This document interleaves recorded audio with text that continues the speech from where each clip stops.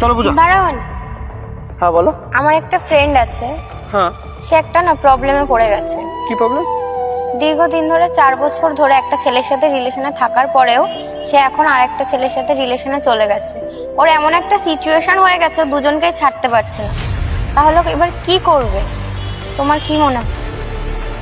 ছেলেটার কি খারাপ কপাল বলো তো, মানে যার সাথে আগে রিলেশনে ছিল।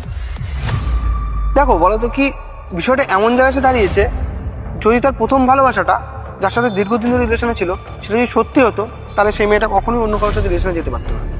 তার মানে তার প্রথম ভালোবাসার থেকে সেকেন্ড ভালোবাসাটা বেশি প্রায়োরিটি পায়।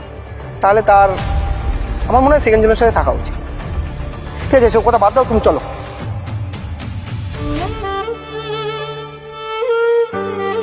সরি অনেক, পারলে আমার ক্ষমা করে দিও।